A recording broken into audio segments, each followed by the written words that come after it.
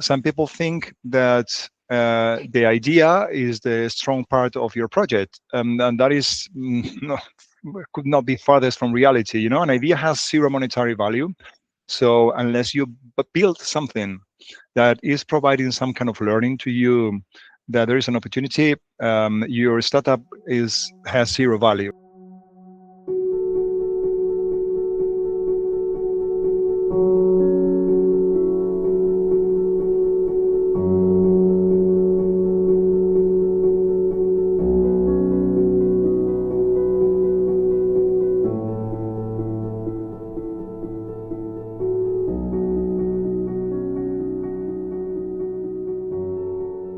You know how in every startup pitch, someone says, we are the Uber of X?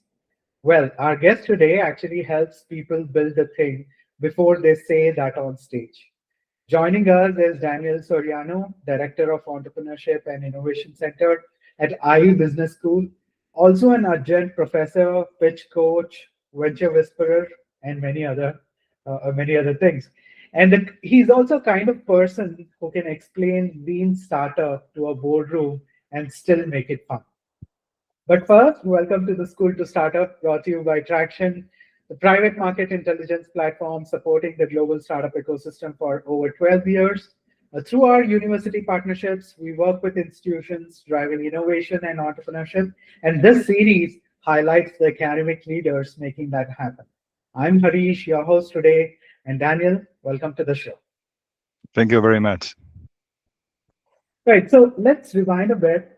What pulled you into this world of startups, innovation, academia? Was it a deliberate journey or one of those accidental founder moments? In some kind of accidental. I studied computer science, so I started working in, let's say, the Entrepreneurship Center at IE Business School, now IE University. The Entrepreneurship Center has been running since 1983, which is something that not many people know. So we have been pushing entrepreneurship for a long, long time. But I started building a platform to connect investors, students with projects on startups, and business schools. Okay, so that initiative was called IceBet, and I had to develop that. So as many times happens, they tell you go ahead. And then I started building the platform. I had to learn by myself. I had to code many things, maybe without method. And what happened is that initiative was, let's say, hosted by the Entrepreneurship Center. So after working on that, for me was a great learning. I could really get a lot of insights from this connection with investors, entrepreneurs, startups, business schools. And then I kept developing my skills, my knowledge. I did my MBA in IE, and then I started, let's say, teaching entrepreneurship. After that, I've been working in many other projects, doing other things, but let's say that was the beginning of everything. Amazing. So, what's got you most excited right now? A startup you're coaching, a corporate project, a student with a wild idea you can't stop thinking about. I mean, what I think is more exciting is like having the chance and the luck of touching like multiple different stakeholders, because sometimes we are pretty much focused on maybe corporates or just the startups or maybe just, I don't know, public funding or whatever. So I have the luck to really work with corporates, try to innovate in their own companies. So I run a few entrepreneurial programs within corporates, which is exciting because it's difficult. The context is not the best sometimes. You need to push in some directions that some entrepreneurs understand that corporate executives don't. Also working with the startups, because then you see the fresh energy, the drive of these entrepreneurs. At the same time, we are also working with academia. So I'm teaching undergraduate students, postgraduate students, but also senior students. Okay, so I think I have the luck to touch multiple stakeholders. Now we started, 2 days ago, we started our IE Climate Tech Lab.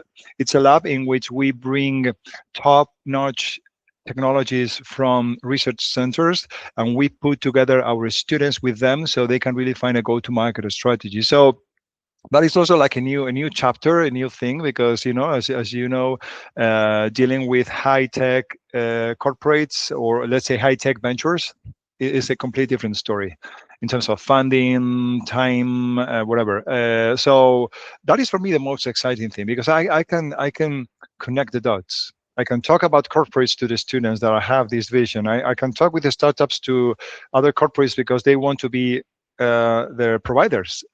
So I can talk to the corporates how startups work. So for me, that is the most exciting thing, because it's like being present in it's like everything is orbitating around you, and that is really Right. nice. Right. Amazing. Uh, Let me know three startup buzzwords which you want to ban Okay. forever. Okay. I would say that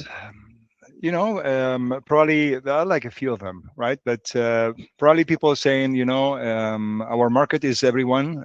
That means that they don't know the market, their market definition. They have no idea who they are really targeting. So that is something that they probably should try to avoid, because what that means is that they think that the market is the whole world, and that is not true.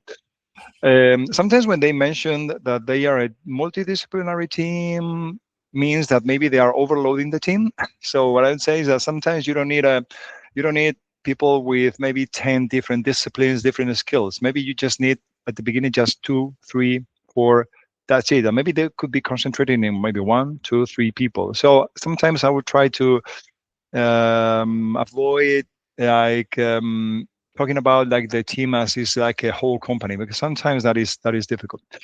And sometimes I try to avoid these multi-sequence word statements in which you say we are a multi-platform, SaaS-based, multi-layered, whatever. Da, da, da. So you sometimes they talk. I mean, anything that has more than three words together in a sentence in your definition of a solution, I think that is a problem. I think that you should try to tell me I can make people do this. I always tell them that copywriting, especially when you are doing some landing pages or when you're working on a deck, I always say, what are you making people help to do? So, and I always have this sentence that is, now you can, boom. So you have to tell me what your customer can do now. Before you existed, they could not do it, but they can do now. So that is something that I would try to let them. I will advise that and avoid that multi-word, because it sounds like more like fancy, but in the end is a mistake, because you say, why are you putting those many words together? It doesn't make sense. Very interesting. Before we dive deeper, this is for our viewers. If you're enjoying this conversation with Daniel, then want more behind the scenes from the mind shaping the innovation, then go ahead, hit that like button, drop us a comment with your favorite moment so far, and subscribe to the Traction channel for more episodes of School to Startup. So, Daniel, you have seen hundreds of founders go through entrepreneurship programs. What's one outcome of that education people often misunderstand, especially the students who are just starting out? I think that the main misunderstanding is that they think that this is about tools and removing risk. Because first of all, you can remove risk. Risk it will be always there. So you should be able to minimize that. I think that now we are in a great era in which we can really minimize the investment to really come up with something that you can test. You can do a lot of experiments. You can use a lot of different tools to target your experiments, to try to test your solutions. So that is something that is something that you can try to control. But that is one thing, so you cannot remove that. There will be always risk, and you have to play with that uncertainty, which is also connected with your mindset. At the same time, some people think that the idea is the strong part of your project, and that is could not be farthest from reality. An idea has zero monetary value. So unless you build something that is providing some kind of learning to you, that there is an opportunity, your startup has zero value. So what I'm saying is, some people say, I have this idea, and I will ask funding to build the thing. No, that's the opposite. You have to build something.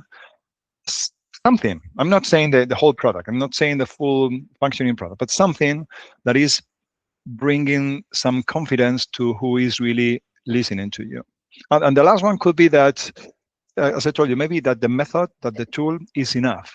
It's about the mindset. It's about how you think, how you talk, how you behave, how you are really working on your own project. So a tool is a tool. I don't care if it's a business model canvas. I don't know if it's a persona tool, the empathy map, the stakeholders map, the anything.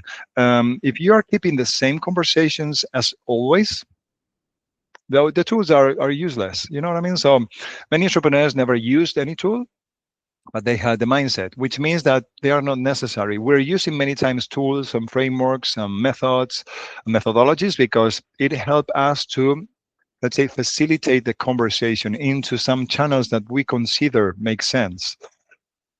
But if with those channels and with these frameworks you are keeping and you are talking about, for example, ideas all the time, it's useless. Okay, so I would say that those are a few misunderstandings that many people get when they go through entrepreneurial programs. Interesting. You've also worked with regions and universities to build ecosystems. So, in your view, what role should a university actually play in shaping an entrepreneurial ecosystem that lasts?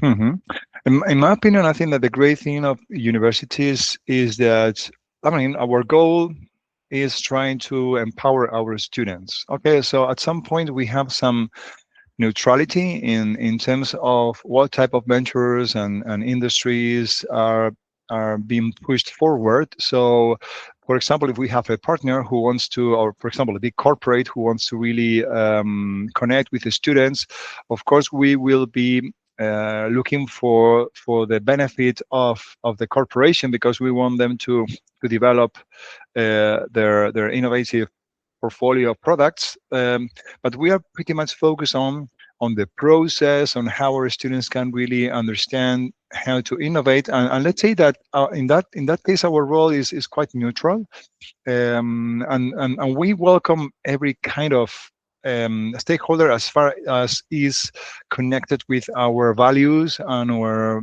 ethical perspective. So as I told you, right now we are working with deep tech research centers, because we think that deep tech could be a great leverage to help climate issues and challenges. Okay, so we are connected with sustainability. We have the sustainability hub. So we are just even doing our own connections within the university. So we are bringing these technologies. So we are also bringing some partners that are concentrating these researchers. At the same time, we are also working with corporates, because also corporates, they want to maybe renew and to refresh a little bit the way they are really doing things. I recently worked with a global automotive company, and they proposed a few challenges to our students. 2 days ago, they presented to the VP of Innovation. My students, they are in the third course, you know what I mean, second course. And what I'm saying is that is something very interesting, and how we can really achieve that. Building trust. I think that being very transparent with the relationships within the different stakeholders, and I think that in that case, um, bringing value, of course, as always, we are bringing value to all our different stakeholders. So I think that is our role, and being transparent, and of course, at some point, bringing some learning to the stakeholders. It's not just the service; it's also learning. I think that the deep tech researchers will get some value. I think that the big corporate will also get some value. So we need to really, I think that if you are capturing but also providing value, you will be the perfect partner for an ecosystem. And of Very course, interesting. I forgot to mention that, of course, having a great talent pool of students always helps, because they are coming from, Very true. I don't know, we have 130 nationalities in our campus. Yeah. Very true. And with your experience on VC committees, what's something founders think impresses investors? What they think, or what impresses investors? What founders think that investor can be impressed? I mean, as I've been in an investment committee in venture capital, so for 10 years investing in earlier stage and deep tech or tech and digital, in pre-seed, seed, earlier stage, and Series A. When you are in pre-seed, what really impresses the investors is the drive, the push, the energy, the team, the talent of the team, because there is not much more than that, so how they are really approaching people, or how their attitude, that they are talking to people, because some people think that investors will be impressed when they talk about one idea. No, it's like how you are really moving. If you demonstrate me that you have been talking with this one, that one, then I will be impressed, because I will say, wow, this person will get there. I don't know when, I don't know how, but the person will get there. If you are in a more earlier stage, I'm expecting that you should have some kind of, you know, let's say, real fact that you are really making your job or doing your job. Like, you have a product, you have something that is functioning, that you are really learning from that you have some metrics, that you have some traction, that you are able to try different channels. So what I'm saying is that you have a strategy to learn, not just that you are really learning, or not learning, is that it's not that you are just generating traction right now. It's that what are the different elements that you need to touch in order to really generate that. And of course, if you are in Series A, or you are still in let's say, in growth stage, we want metrics, and those are the things that really impress investors. Maybe I don't want volume, but I want maybe relative metrics. I want to see if there is like repeating customers, if returning customers, if you have, a good product market fit metrics. That is usually what impresses most the investors. But again, it depends on the stage. And of course, the team is always something recurrent in all of it, okay, in all the stages. Because maybe for when you are growing, you also need a great salesperson, and then you need to be also impressed in how they are going to really approach the market. That could be very different that at the very beginning, that you are more approaching the market because you also want to learn. Yeah. Amazing. And you might have said this n number of times, but for students or early stage founders tuning in, what's your go-to piece of advice for them? I mean, anytime I have a few students that are very um, active, and they want to do a lot of different things, I will tell them that I would try. I don't know who said that. I don't know if it was Seneca or one of the Stoics, but they said that you don't try things because are difficult. Things are difficult because you don't try. Okay, so I think that right now, thankfully, you can try many things. I always say to my students that they could be undergraduate, postgraduate, corporate executives.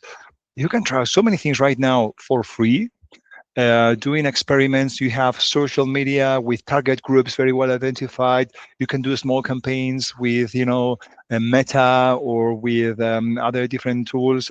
You can build products, create experiments. So I would say, if you believe that something deserves the effort, or if you think that you want to change something, I will try, first of all, to go in there and try to understand what happens in that context. Try to have some sense of reality. That is the first thing. It's not about thinking of ideas. No, it's go there and try to talk to people. If you feel that you don't have the energy to talk to your own customers, your future customers, maybe it is not for you. Because you need to be a people's person. You need to talk. You need to have this drive. And then once you identify that there is like something worth solving, is when I would say, now try something and make experiments, because you will gain confidence, and this is also a confidence game in which you need to little by little keep learning. And believe me, there's always an opportunity. There's always an opportunity. There's always something to improve, something to fix, something to provide more value than happens right now. So I would say that try things little by little. Thankfully, right now it's easier than before. I've been working with entrepreneurs for 25 years. 15 years ago was absolutely different. I mean, not different, but it was different. It's not that easy. So that would be my advice. Amazing. And before we wrap, where can our viewers follow your work or learn more about the programs you're running at IE? For example, I teach entrepreneurship in a cross program through the whole university. So we are teaching humanities, technology, entrepreneurship, and I challenge. That is a challenge for all the students, regardless the type of bachelor degree that you are really taking. So in my class yesterday, I had people from law, computer science, artificial intelligence, architecture, design, and many different types. So that is something I really enjoy because the approach is a bit different than people that really want to do entrepreneurship. So we try to help them to really work on their entrepreneurial mindset. At the same time, I'm working with full-time MBAs, already people with 6, 7, 8, 10 years of experience, which is also really interesting because they can really understand the ways of working, how that could really differ from the entrepreneurial world and how they can really adapt. So it's also an interesting way of cooking, in your mind in terms of learning. And at the same time, I usually work with external projects at IE. So I organize an entrepreneurial program from the university within a company. We are also delivering a VC program, venture capital program for women coming from the STEAM field, and another one that is an scale-up program for high tech companies. Okay, so I have like different caps. One is working with external projects to help the ecosystem. The other one is like teaching our students, also taking all this knowledge that I can thankfully get from this experience. And at the same time, I'm also in charge of the adjunct faculty, so I can really train faculty, try to see how can really raise the bar of teaching. Because for me, there are like great entrepreneurs that maybe are not that good professors. I think that there is like a way to really increase the engagement in class, and that is also one task. It's something that we try to do. Amazing. So today's episode gave us a front row seat into startup education, funding myths, and ecosystem truths, plus a few buzzwords Daniel would love to delete forever. Big thanks to you, Daniel, for joining us and sharing so generously. Thank you very much, and thank you for being part of this show. Thank you very much, Maurice. Thank you for the invitation. It has been an absolute pleasure. Thank you very and for you viewers, if you found value here, like this video, drop a comment and subscribe to the Traction channel. Click that bell icon so you never miss an episode of School to Startup. I'm Harish. See you in the next one.